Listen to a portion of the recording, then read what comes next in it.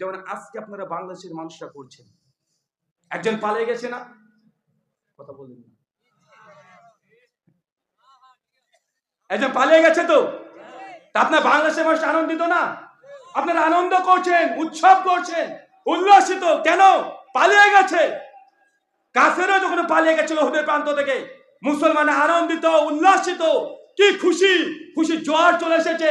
আর যতগুলো গনিমত আছে, গনিমত নেওয়ার জন্য তারা ছটফট করছে। মুসলমানরা কাফেরদের রেখে যাওয়া গনিমতকে নিচ্ছে, গনিমত গনিমত করে চিৎকার মারছে। আপনারা করেছিলেন, মনে পড়ছে না? এত তাদের ভুলে গেলেন? 5 তারিখে আপনার গনিমত নিয়েছিলেন, সব চলে গেছিলেন না? হাঁস মুরগি যা আছে তো নিয়েছেন, ভেতরের বাইরে যা আছে সব নিয়েছেন। আপনারা নিয়েছেন না? এই কাফেররাও যখন পালিয়ে গেছে মুসলমান, তারা গনিমত গনিমত করে চিৎকার মারছে যে গনিমত জিতে গেছে, আনন্দিত উল্লাসিত। কালিমার পতাকা তারা উড্ডীন করে দিয়েছে। যেন বাংলাদেশের মানুষ আপনারা আজকে করছেন, তবে সাবধান, সতর্ক থাকবেন। আপনাকে বলছি জি না, এখনো বাংলাদেশের সফলতার কিছুই হয় নাই। যা দেখছেন গেলে 50% কাজ হয়েছে, আর একটা ঝাটকা দিয়ে 100% 100% কাজ আপনাকে করে দেখাতে হবে। এখনো কিচ্ছু হয় নাই, 50% কাজ হয়েছে। আর এই কাজ তরুণ যুবকদেরকে করতে হবে। যে সময় ঘটনাটা ঘটেছিল আমি ছিলাম না, আমি ছিলাম তখন মালয়েশিয়াতে। ডক্টর জাকির নাইকের সঙ্গে সাক্ষাৎ হয়েছিল 2 তারিখে আগস্টের, আর 3 থেকে শেখ মিজানুর রহমান আজহারি, আপনার বাংলাদেশের বিখ্যাত আলোচক। তো সেই সময় গোটা বিশ্বের মিডিয়াগুলো সব বাংলাদেশের দিকে হাঁ করে তাকিয়ে আছে, কারণ বাংলাদেশের সময় এমন পরিস্থিতি, ভয়ঙ্কর পরিস্থিতি। ভুলে গেছেন নাকি আপনারা এখনই? যে গোটা বাংলাদেশের সমস্ত মিডিয়াগুলো একদম তাকিয়ে আছে যে কি ঘটে, কিছু একটা ঘটবে, কি ঘটবে, সব ভিতর ধুকপুক করে, কিন্তু কি যে হবে কেউ বলতে পারে না। আমি সেই সময় মনে মনে ভাবছিলাম যে বাংলাদেশের মানুষকে তুমি চিনি কম না, আর যারা আন্দোলন করছে তা তো সব যুবক, তরুণ, স্কুল কলেজের পড়ুয়ারা। আরে এদেরকে রাস্তায় নামতে বাধ্য কে করলো? কারা পেছন থেকে ইন্ধন দিচ্ছে? কে তাদেরকে রাস্তায় নামতে বাধ্য করেছে? উস্কানি কে দিচ্ছে? আমি কারণ খুঁজে পাচ্ছি না। আমি এদিকে চিনি, এই ছেলেদিকে সব চেনা আছে। তারা বেশিরভাগ সময় রাজনীতি, অর্থনীতি, রাষ্ট্র কিছু বুঝে না। রাস্তায় নামলো কেন? কে বাধ্য করছে? কোনো হুজুর আছে পেছনে? তাকে দেখি কোনো হুজুর নাই। আরে হুজুর তো নাই, তো নাই, হুজুরের সে সব লুকিয়েছিল, ছিল না? কথা বলে বাংলাদেশে যারা বসে বসে ফিলিস্তিনের জিহাদ করা ফরজ বলে দেয়, কিছু কিছু আছে না কিবোর্ডে ফেসবুকে জিহাদ ফরজ করে, আছে না? নাই, কথা বলেন না। আর আহলাসকে বলে যে জিহাদের কথা বলে না, এরা ফিলিস্তিনের পক্ষে কথা বলে না। অথচ যারা এই ফিলিস্তিন করে পাগল ছিল বাংলাদেশের সংকটময় সময়ে, ওই হুজুরগুলো একজনও মাঠে ছিল? কেউ কথা বলেন? একজনও মাঠে নেই। মাঠে তো দূরের কথা, ফেসবুকে ছিল না। আবার এরা আবার আহলাসের বিরুদ্ধে চলে আসে, আহলাসকে জিহাদ শেখাতে আসে। আরে ব্রিটিশদেরকে 190 বছর ব্রিটিশরা শাসন করেছে, আহলে হাদিস তারাই প্রথম জিহাদের ফতোয়া দিয়ে আহলাসের লড়াই করেছে। কারণ ওটা ভারতের ইতিহাস, আমরা জানি কে করেছে। আহলাসরা প্রথম বলেছে, ইনায়েত আলী, বেলায়েত আলী, এরাই যুদ্ধের প্রথম সারিতে ছিল।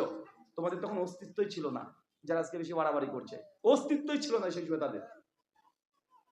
তা আমি তখন ভাবছি যে হুজুর তো পেছনে নাই, কোন রাজনৈতিক দলকে উস্কানি দিচ্ছে তাও নাই। এই যুবক ছেলেরা, তরুণরা, স্কুল কলেজ পড়া, এরা রাষ্ট্র বুঝে না, দেশ বুঝে না, কোনো কিছু বুঝে না। এরা শুধু 2-1টা জিনিস বুঝে। এক, কিভাবে মেয়ে ছেলেকে পটাতে হবে, গার্লফ্রেন্ডকে কেউ পটাতে হবে, কিভাবে পাবজি গেমের জন্য বাপের পকেট থেকে 700 টাকা মানে মেরে দিয়ে নেট ব্যালেন্স মারতে হবে। এরা পাবজি নিয়ে ব্যস্ত থাকে, এরা ফ্রি ফায়ার গেম নিয়ে ব্যস্ত থাকে, মেয়ের পিছনে ব্যস্ত থাকে। এরা হঠাৎ করে রাস্তায় কেন নামলো? আমি কারণ খুঁজে পাই না। তো অনেকগুলো কারণ পরবর্তী সময় বুঝতে পারলাম যে কাজ করেছে। জানেন, অনেকগুলো কারণ আছে, একটা কারণ বলি আপনাকে। উনার একটা ভুল ছিল, আমি সব কথা পরিষ্কার করে বলতে পারবো না, আমি আভাস দিয়ে বলবো, কারণ আমি বিদেশি, কারণ আমাকেও যেতে হবে, তাই না? তাই সমাজদারকে নিয়ে ইশারায় কাফি। মুমিনরা চোখ ঘোরালে বুঝে নাই যে কি বলতে যাচ্ছে, ইশারাতে বুঝতে হবে আপনাকে। তো সেই সময়তে যখন ভাবছি আপনাদের উনি একজন ভুল করেছিলেন, বড় একটা ভুল মিস্টেক করে ফেলেছিলেন। কি জানেন? ওই যে 7 থেকে 10 দিন ইন্টারনেটকে বন্ধ রেখেছিল। এটাই হচ্ছে সবচেয়ে বড় কাজ করেছে। 7 থেকে 10 দিন নেট বন্ধ, মানুষের সঙ্গে যোগাযোগ নেই। যুবকরা তরুণরা 10টা দিন গার্লফ্রেন্ডের সঙ্গে ভিডিও কলে কথা বলতে পারেনি। রাগ সহ্য হয়নি তাদের। 10টা দিন মানে পুরো একদম ব্রেকআপের মতো, মনে আদিম যুগে চলে গেছে ওরা। আরে যারা মাত্র 1টা ঘন্টা নেট ছাড়া চলতে পারে না, 10 দিন নেটবিহীন এরা চলতে পারবে? কথা বলেন, মানে মাথাতে কাজ করেনি, মানে পাগল হয়ে গেছে। তাই স্বাভাবিক, বর্তমান টেকনোলজির যুগে কেউ নেট বন্ধ করে? এই পাগলামি কেউ করে? মানে এই নেট বন্ধ করার জন্য সমস্ত পর্যায়ের মানুষের কাছে মানে খবরটা চলে গেছে যে দেশে কিছু একটা হচ্ছে, কিন্তু মানুষ আগে জানতো না। নেট বন্ধ হওয়ার পরে বুঝতে পারছে দেশে কিছু একটা হচ্ছে। ঠিক বললাম না? আর এই নেট বন্ধ করাটাই একদম 3 বছরের ছেলে থেকে শুরু করে 103 বছর সবাই রাগে গর্জিয়ে একদম রেডি, যা একটা হয় হবে। 3 বছরের ছেলে ও ভাত খায় না কেন? ও কার্টুন দেখতে আর ভাত খায় যে। ছেলের মাও রেগে যায়, ভাত খা, ও ভাত খায় না, কার্টুন দাও কার্টুন দাও, কার্টুন চলে না, নেট নাই। তখন ছেলের মাও রেগে যায়, নেট কেন বন্ধ করবে? আমার ছেলে খাচ্ছে না, আর মায়ের কাছে ছেলেই সব। আরে ছেলে যদি না খায় 10 দিন, কোনো মা কি বেঁচে থাকতে পারবে? ও নিজেই মরে যাবে। তখন রাগের মাথায় যাই, কে নেট বন্ধ করেছে গো? তো স্বামী বলছে যে ও বন্ধ করেছে। তোর কিছু বললি রে? শুনেছে তারপরে যে সব ঢাকাতে যাচ্ছে, আন্দোলন করতে ঢাকাতে যাচ্ছে, বলে তুমি বাড়িতে বসে কি করছো? তুমিও যাও, ছেলে আমার ভাত খাচ্ছে না। মানে 10 দিনের যে পরিস্থিতি, যারা ইন্টারনেটে বিজনেস ব্যবসা ডেলিভারি কাজ করতো, 10 দিন ব্যবসা বন্ধ, প্রবাসীরা যোগাযোগ বন্ধ, গোটাকে একদম অন্ধকার করে দিয়েছে। আর এই 10 দিনের মানুষের যা ক্ষোভ, 16 বছরে কি ঘটেছে ওটা রাজনৈতিক বিশ্লেষণ আমি করার প্রয়োজন নেই। 10 বছর যে ক্ষোভ, জনতার যা রাগ, এ রাগে ভাসতে ভাসতে চলে গেছে। আর আমরা তো ধরেন উদার মানুষ, তো আমরা উদার মানুষ, যতই গালি দেন আমাদেরকে, আমরা উদার। যেগুলো আপনারা দরকার নেই ফেলে দিবেন, ওগুলো আমরা নিয়ে নিই। আজ থেকে 20 বছর আগে তাসলিমা নাসরিনকে নিয়েছিলাম না, এখনো রেখে দিয়েছি, একদম রাজ রানীর মতো করে রেখে দিয়েছি, কেউ কিছু বলতে পারবে না। আপনার তাড়িয়ে দিয়েছেন, তো যাকে তাড়াবেন সে পচা হোক না কেন, তা আমরা নিয়ে নেব। কেন বলেন তো? আমরা হচ্ছে উদার। আপনি গাল দিতে পারেন আমাদেরকে, যা মন চায় তাই করতে পারেন, কিন্তু আমরা এতটাই উদার। প্রয়োজন নেই আপনাদের, দিয়ে দিবেন, সাদরে গ্রহণ করে নিব। তো সেই সময়তে দেখছি যে এই হচ্ছে বাংলাদেশের বর্তমান প্রেক্ষাপট। বাংলাদেশের মানুষ দেখছি যে হঠাৎ সেই দিন আনন্দিত উল্লাসিত, আর ছেলেরা এই তরুণ যুবক স্কুল কলেজ পড়ুয়ায় মানে হঠাৎ করে সিদ্ধান্ত নিয়ে নেয়। জমা হওয়ার কথা ছিল 6 তারিখ, রাতারাতি সিদ্ধান্ত পরিবর্তন। লাইভে এসে বলছে 5 তারিখেই জমা হবো। চল, 5 তারিখে ঢাকা লোড হয়ে গেছে, রংপুরকে দখল করে নিয়েছে, বুকে তাজা রক্ত ঢেলেছে যে গুলি কর। চিন্তা করেছেন এর জজবা কত? তাই আমি আগে বলেছি কাল 50% কাজ হয়েছে, এখনো 50% কাজ বাকি আছে। আর একটা যদি এমন ঝটকা আসে, ইনশাআল্লাহ বাংলাদেশে আবার কালেমা পতাকা উড্ডীন হবে ইনশাআল্লাহ। বাংলাদেশ আপনারা ভাগ করেছেন, ভারত থেকে বাংলাদেশ ভাগ হয়েছে। ইতিহাসকে ভালো করে দেখেন, ভারত থেকে বাংলাদেশ ভাগ করার মূল কারণ ছিল ধর্ম পালন করা।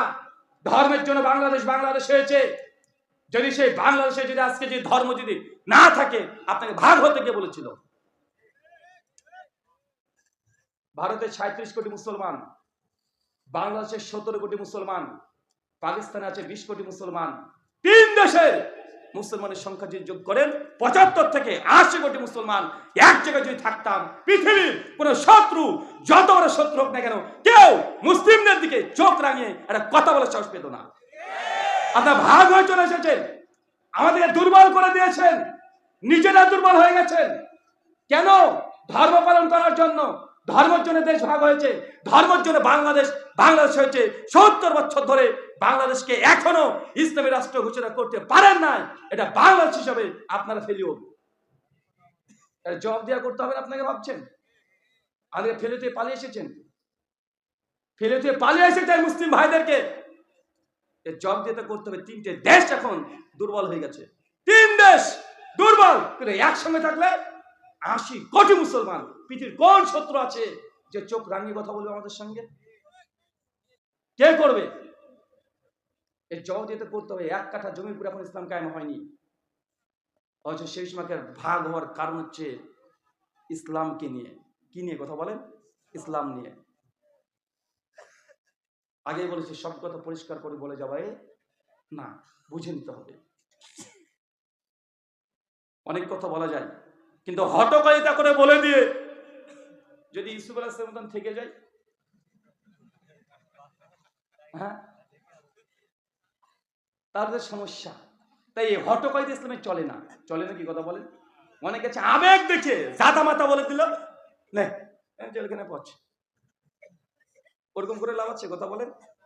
বুঝার মতো বুঝতে পারলেই যথেষ্ট যে আপনাকে কি বোঝাতে যাচ্ছি, দেশ কোন দিকে যাচ্ছে, চোখ কানকে খোলা রাখতে হবে। কাফেররা পালিয়ে যাচ্ছে, মুসলমানরা আনন্দিত উল্লাসিত গনিমত গনিমত করে চিৎকার মারছে। খালেদ বিন ওলীদ তার সৈন্য সামন্ত নিয়ে অনেকটা দূরে চলে গেছে, আর মনে মনে ভাবছে হেরে গেলাম কেন, আমি খালেদ বিন ওলীদ হেরে যাব, এটা হতে পারে, কেন হারলাম? উনি কারণ বের করার চেষ্টা করছে। অবশেষে সে কারণ বের করে বুঝতে পারছে, জি হ্যাঁ, মুসলমানরা পাহাড়ের উপরে 50 জন ছিল, তারা অতর্কিত ভাবে তীর নিক্ষেপ করেছে, আমরা তাকে নিশানা করতে পারিনি, ওই 50 জনের জন্যই আমরা আজকে হেরে গেছি। খালিদ বিন ওলীদ কঠিন ইন্টেলিজেন্ট। একটু পরে ওই যে পাহাড়ে, চাচা বলেন তো কতজন ছিল? 50 জন তীর নিয়ে। ওরা নিচে তাকিয়ে দেখছে যে মুসলমান আনন্দ করছে, উল্লাসিত করছে, বিজয়ের পতাকা তুলে দিয়েছে, আর নিজেরা গনিমত গনিমত করে চিৎকার মারছে, আর গনিমত ভাগ করতে শুরু করে দিয়েছে, এটা আমার ওটা আমার, ছোটাছুটি করছে। 50 জন সাহাবী, অধিকাংশ সাহাবী তখন নিচে নামতে শুরু করে দিয়েছে, সবাই নামছে, ওই যে গনিমত গনিমত জিতে গেছি।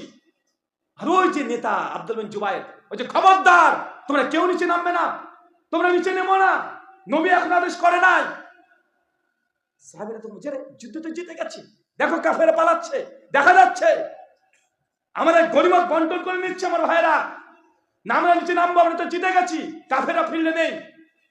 50 জন সাহাবীর মধ্যে অধিকাংশ সাহাবী পাহাড় থেকে দৌড়তে দৌড়তে ছুটে এসে নেমে গনিমত গনিমত করে চিৎকার মারছে, গনিমতকে সংগ্রহ করতে শুরু করে দিয়েছে। খালিদ বিন ওলীদ ওই যে কাফের, সেই সময় অনেকটা দূরে গিয়ে নিজের পরাজয় সে মেনে নিতে পারছে না। হঠাৎ করে পাহাড়ের দিকে তাকিয়ে দেখছে পাহাড় ফাঁকা। যে পাহাড়ে 50 জন ছিল কেউ নেই, 4-5 জন ঘোরাঘুরি করছে। খালিদ বিন ওলীদ ওইখানে তার যত সৈন্য সামন্ত আছে, স্টপ, এখানে থেমে যাও, দাঁড় করে দিয়েছে। সঙ্গে মিটিং।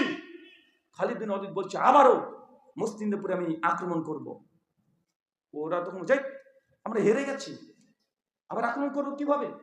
খালিদ বিন ওলীদ বলছে পাহাড়ের দিকে তাকিয়ে দেখো, 50 জন ছিল, একজনও নাই।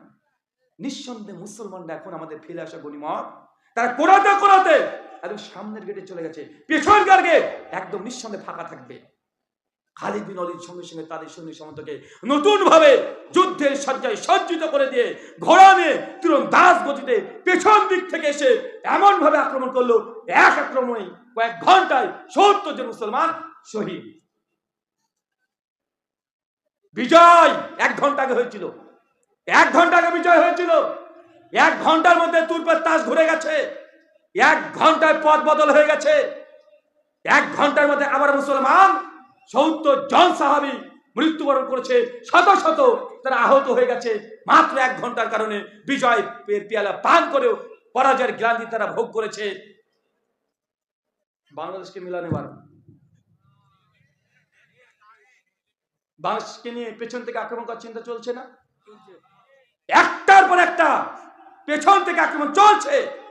আপনার চোখটা একটু যদি খোলা রাখেন, কান যদি খোলা রাখেন, আপনি বুঝতে পারবেন যে আপনাকে নিয়েও দেশ নিয়েও আবারও বিভিন্ন রকমের ষড়যন্ত্র চলছে, পেছন থেকে আক্রমণ করার জন্য টার্গেট করছে।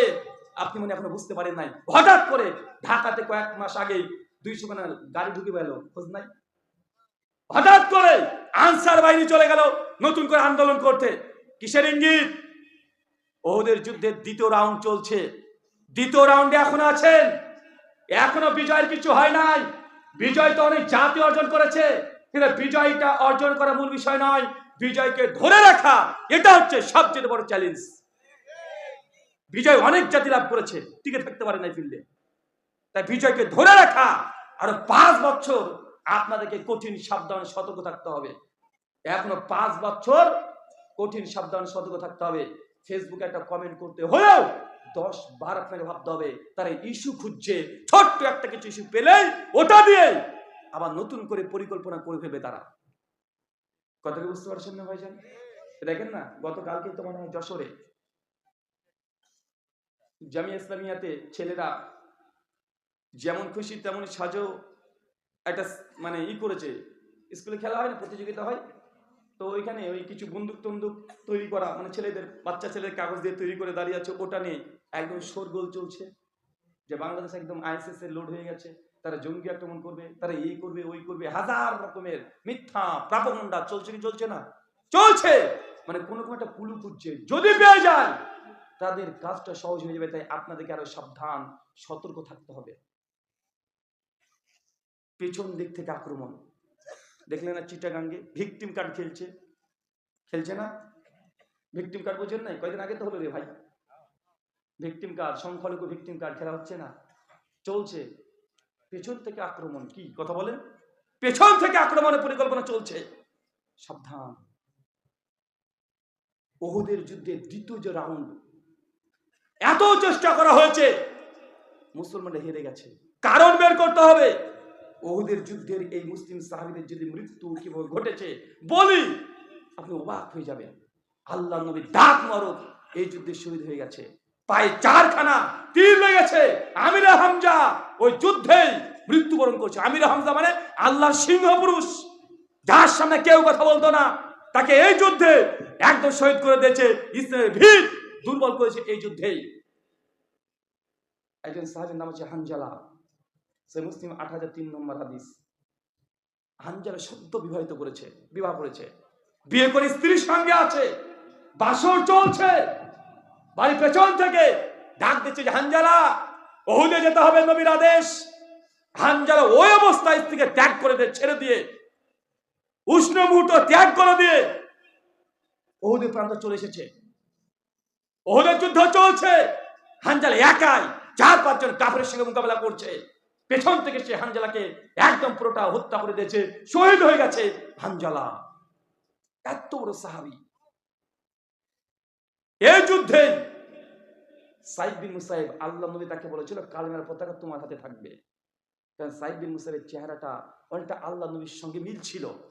সাইদ বিন মুসাইবকে এই যুদ্ধে আল্লাহ নেতা করে দেন, কালেমার পতাকা নিয়ে ছুটছে কাফেরদের মধ্যে, একসঙ্গে 4-5 জন কাফের সঙ্গে লড়াই করছে।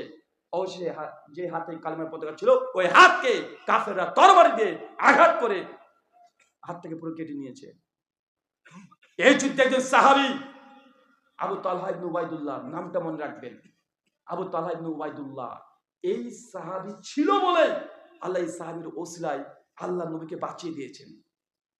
আবু বকর রাদিয়াল্লাহু আনহু বলছেন যে উহুদের যুদ্ধ, উহুদ একাই আবু তালহার, মানে আবু তালহা ইবনে উবাইদুল্লাহ সাহাবী, উহুদের যুদ্ধে